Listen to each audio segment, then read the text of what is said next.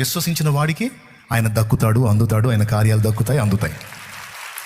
విశ్వసించిన వాడికి దక్కవు. కళ్ళు ఉన్నోడే ఆ చిత్రాన్ని చూడగలుగుతాడు, చెవులు ఉన్నోడే ఈ గానాన్ని వినగలుగుతాడు. అవి లేనివాడు గానమే లేదనుకుంటాడు. దేవునికి స్తోత్రం కలుగును గాక. మన విశ్వాసం అలాంటిది బ్రదర్స్, మన విశ్వాసం అలాంటిది సిస్టర్స్. దేవుడు ఉన్నాడు, ఆయన శక్తివంతుడు, ఆయన సహాయకుడు, ఆయన ఏదైనా చేయగలడు. ఆయన నిన్ను నిలబెట్టగలడు, నిన్ను వెలిగించగలడు, ఒక వెలుగు. కానీ అవన్నీ నువ్వు స్వతంత్రించుకోవడానికి నీకేం కావాలి?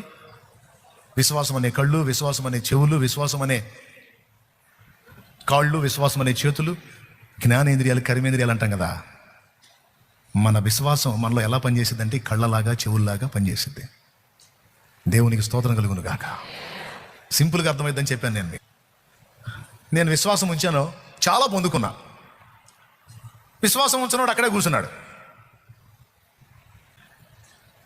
మాటలు చెప్పాడు దేవుడు, అడుగులు వేశాను, కృప పొందుకున్నాను, చాలా పొందుకున్నా. అంతగా దేవుని విశ్వసించిన వాడు, ఆశ్రయించిన వాడు అక్కడే ఉన్నాడు, చాలా పొందుకోలేకపోయాడు.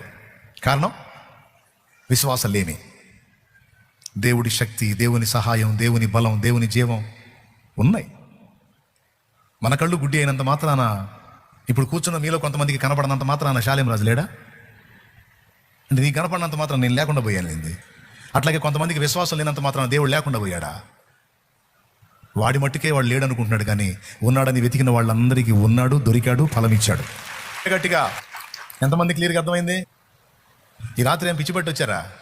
నిద్రలో మానుకొని దూర ప్రయాణాలు, మామూలు దూరాలు బ్యాగులు వేసుకొని నిన్ననే దిగారు. కొంతమంది అయితే శుక్రవారమే, నిన్ననే బ్యాగులు కనపడుతున్నాయి. ఎందుకంటే అంత ప్రయాస?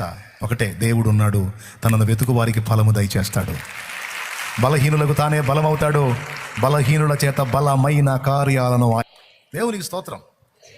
ఇప్పుడు యేసుప్రభు పోతున్నాడు, ఆయన వస్త్రపు చెంగు ముడితే స్వస్థత పొందుతానని విశ్వసించింది, ముట్టింది, స్వస్థత పొందింది, విశ్వసించింది, ప్రభావం పొందుకుంది. అట్లాంటి వాళ్ళు ఎంతమంది ఉన్నారో? మరి వాళ్ళకి ఎందుకు తగ్గలా? విశ్వసించలా, ఆశ్రయించలా. మరి వాళ్ళు విశ్వసించినంత మాత్రం, ఆశ్రయించినంత మాత్రం ఏసే దగ్గర ప్రభావం లేదా? ఉంది. విశ్వసించిన వాళ్ళంతా అది పొందుకుంటానే ఉన్నారు, పొందుకుంటారు. ఆమేన్. కాబట్టి మన కళ్ళు గుడ్డి అయినంత మాత్రం దేవుడు లేకుండా పోడు, మన చెవులు చెవిటి అయినంత మాత్రం దేవుడు పాటలు లేకుండా పోనట్టే. దేవుడు ఉన్నాడు, నీకు విశ్వాసం ఉంటే. దేవుడు ఉన్నాడు, దేవుని శక్తి ఉంది, నీకు విశ్వాసం ఉంటే నీ బలహీనతలో ఆయన కార్యసిద్ధి కలుగజేయగలడు. ఇంకా చెప్పాలంటే నీ బలహీనతను గుర్తించి ఆయన ఆశ్రయిస్తే నీ బలహీనత యందే తన శక్తి పరిపూర్ణం అవుతుందని ఆయన అన్నాడు. దేవుడు